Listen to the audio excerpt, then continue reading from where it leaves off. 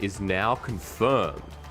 But looks like we're going to see mid-Pantheon Lyric with global pressure across the map. Find kills in action without his flash is severely limited.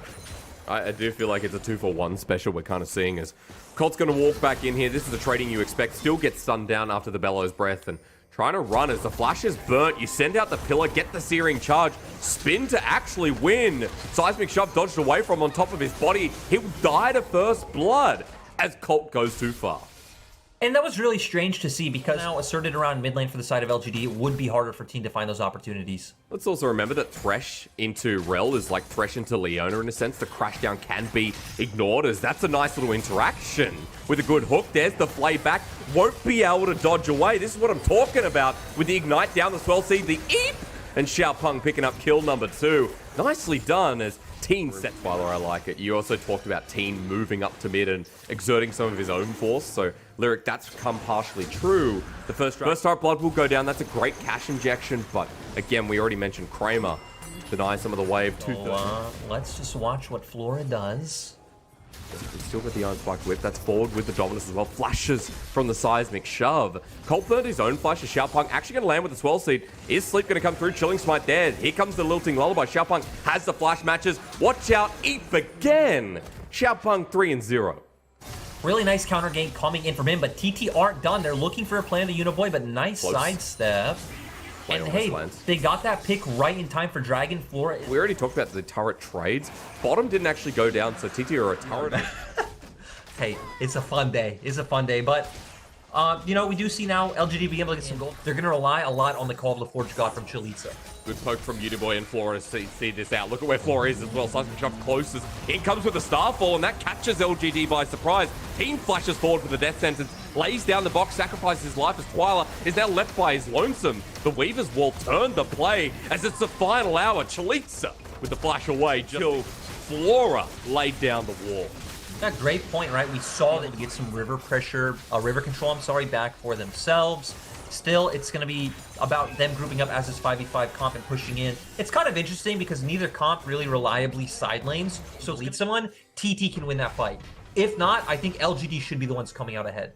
All right, well, waiting for those key ultimates. The Swallow's actually going to get called out. He's knocked against the wall, puts up the shield, but a condemned time very nicely from Kramer. He'll pick up his first kill of the series, and well needed for LGD's call.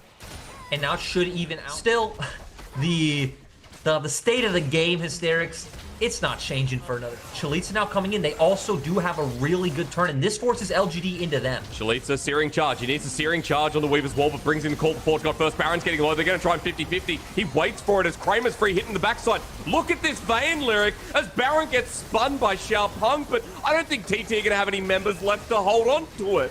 Going into Lilting Lullaby, Colt's going to help them out, and it's already a triple kill for Kramer. Likes of Chalitza, and sure, Xiaopeng was able to get the damage off to secure the Baron, but as we've stated, you have a 3-item Vayne now, and that is terrifying.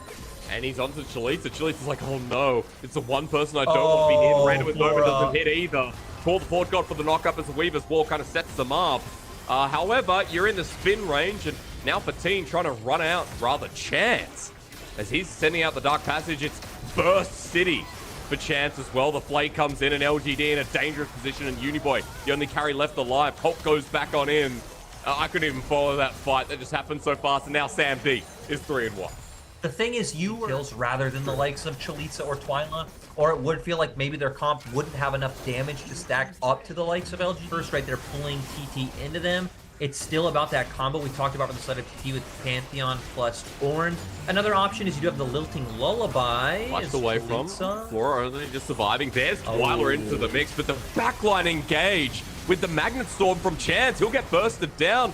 No one from LGD was willing to commit as the Lilting Lullaby will fly through. Team flashes forward. Spin to win. That's been the name of the game as Colt goes too far forward. The Seismic Shove, beautiful. The Emperor's Divide.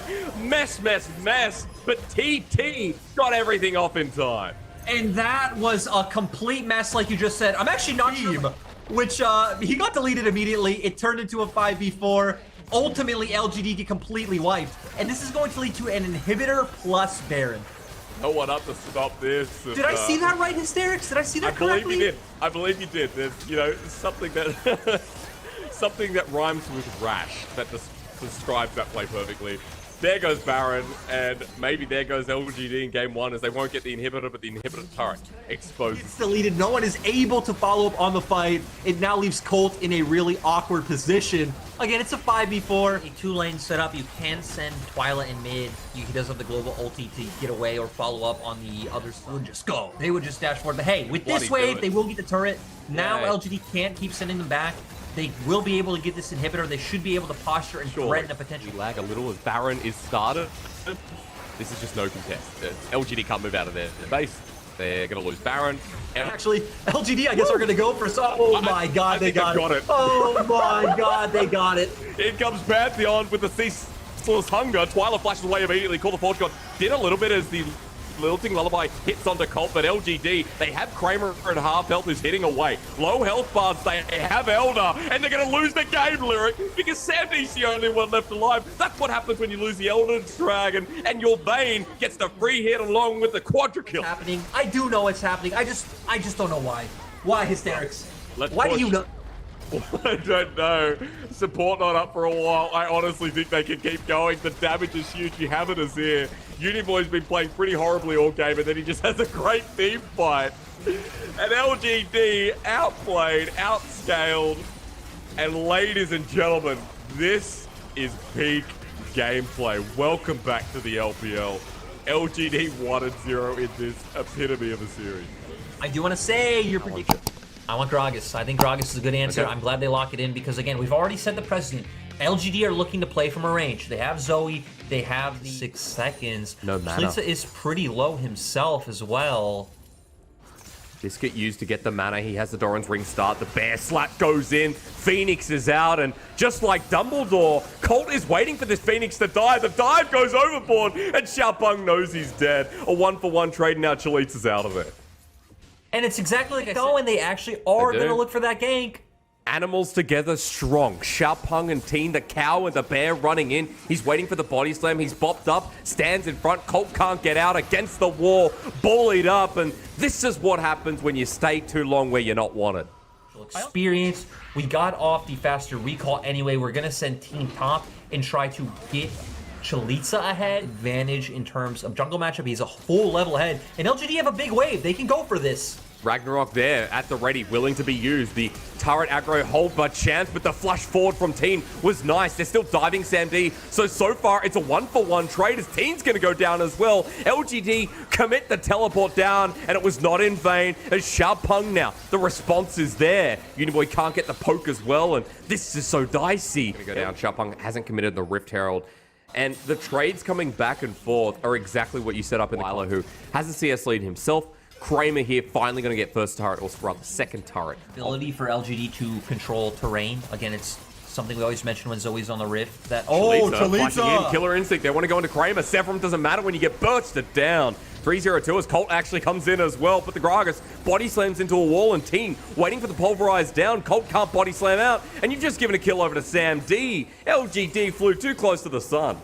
That was great to see. I'm actually surprised Kramer got all the zone control in the world. If one combo from Chalitza can get this Aphelios off the map, he's going to take more items. Quay!